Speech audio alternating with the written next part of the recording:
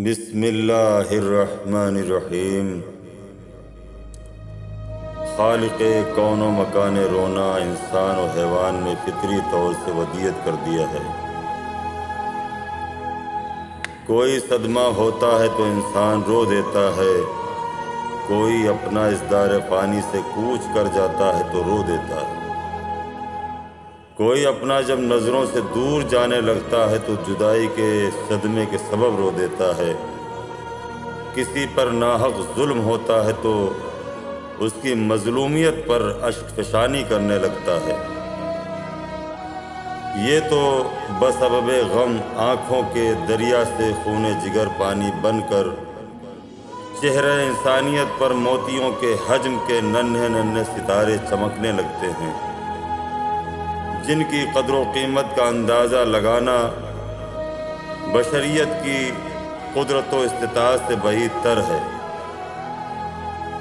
کبھی انہی آنکھوں سے خوشی و مسرت کے موقع پر ٹھہرا ہوا سمندر معجزاً ہو جایا کرتا ہے، یعنی کبھی کوئی بڑی کامیابی حاصل کر لیتا ہے تو رو دیتا ہے، کبھی اپنا مسافرت سے بڑی مدت کے بعد آتا ہے تو انتظار دید کی تمنا کی تکمیل ہوتے ہوئے دیکھ کر رو دیتا ہے۔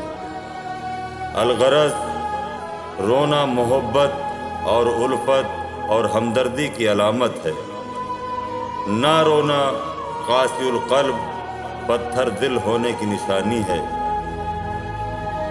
روتا وہی ہے جسے اللہ توفیق عنایت کرتا ہے، رونا زندگی ہے نہ رونا موت ہے۔ ہمارا رونا بھی مذکورہ بالا حالات میں جاری رہتا ہے، لیکن ہم شیعان حیدر کرار صدیوں سے جس شہید اعظم و بطل اکبر پر روتے ہیں کہ جس کی مثال اور جس کے مقابل دنیا کی کوئی شے نہیں ہے،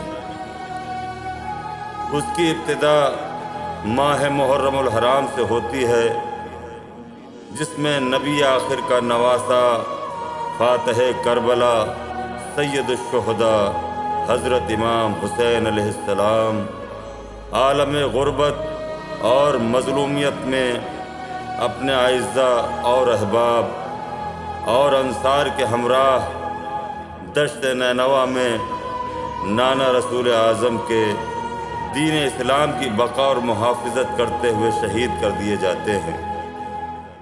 امام عالی مقام نے کسی کا کیا بگاڑا تھا، وہ تو صرف لوگوں کو راہ ضلالت و عادات حیوانیت سے نکال کر صراط مستقیم پر لا کر اسوہ حسنہ کی تعلیم اور لباس الفت و محبت زیب تن کرانا چاہتے تھے۔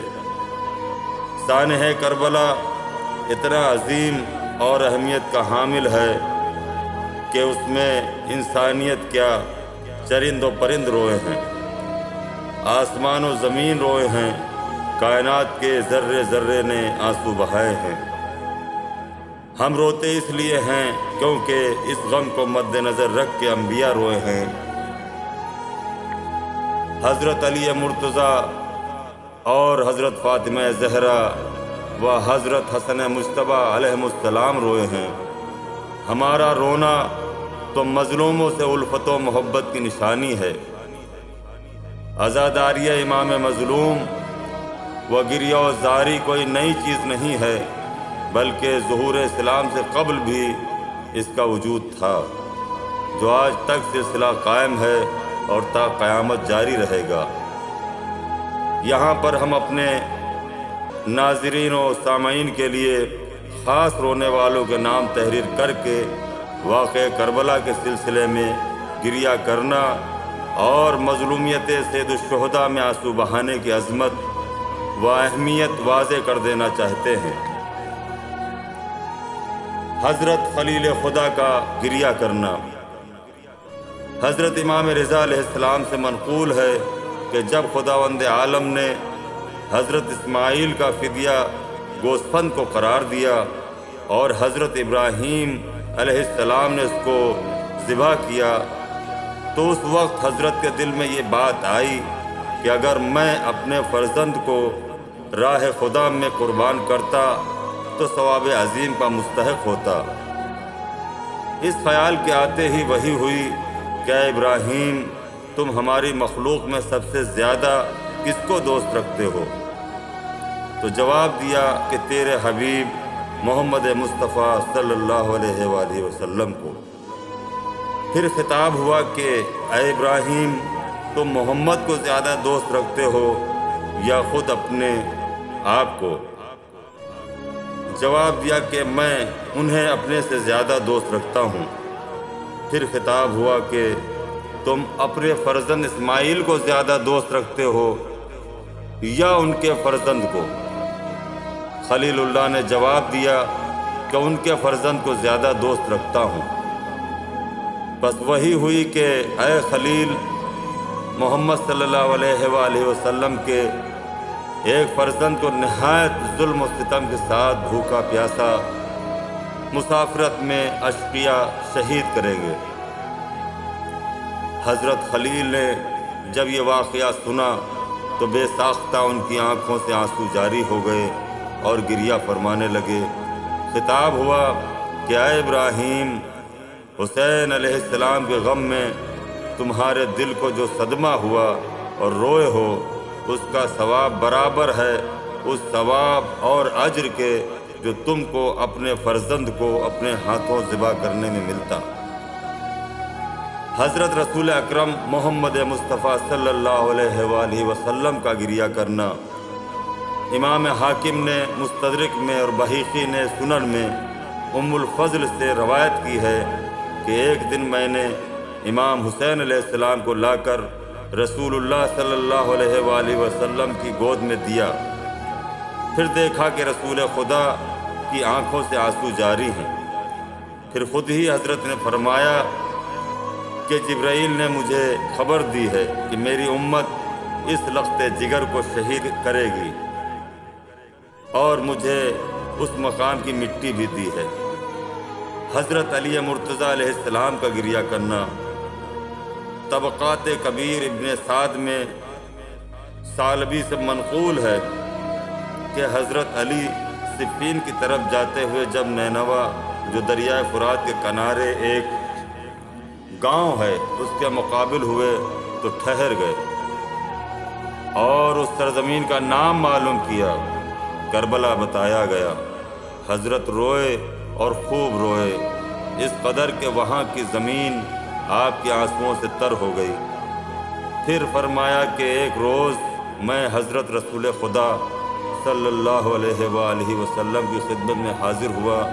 حضور رو رہے تھے۔ میں نے پوچھا یا حضرت خیر تو ہے؟ فرمایا میرے پاس اس وقت جبرائیل بیٹھے تھے، انہوں نے خبر دی کہ میرا حسین فرات کے کنارے اس جگہ جس کو کربلا کہا جاتا ہے قتل کیا جائے گا۔ پھر جبرائیل ایک مشت خاک لائے اور مجھے سنگھایا، بس مجھے اپنی آنکھوں پر قابو نہ رہا اور بے ساختہ رو پڑا۔ حضرت فاطمہ زہرا سلام اللہ علیہا کا گریہ کرنا۔ جب جناب فاطمہ زہرا سلام اللہ علیہا نے واقع شہادت کو سنا تو گریہ و زاری فرمانے لگیں اور ارشاد فرمانے لگیں کہ بابا یہ واقعہ کب ہوگا؟ فرمایا بیٹی اس وقت میں نہ ہوں گا، نہ علی ہوں گے، نہ حسن ہوں گے اور نہ تم ہوگی۔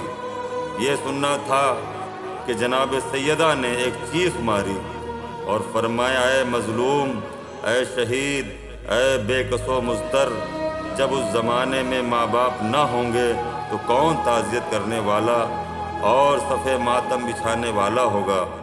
کاش میں زندہ رہتی اور مراسم عزا قائم کرتی۔ اس وقت ایک ہاتف کی آواز آئی کہ اے دختر رسول، ہمدرد لوگ ہوں گے جو قیامت تک حسین کا ماتم کریں گے۔ ہر سال جب وہ زمانہ آئے گا جس میں حسین شہید کیے جائیں گے تو اس زمانے میں مجلس عزا قائم کی جائے گی اور وہ آہ و فریاد گریہ و زاری کرے گا۔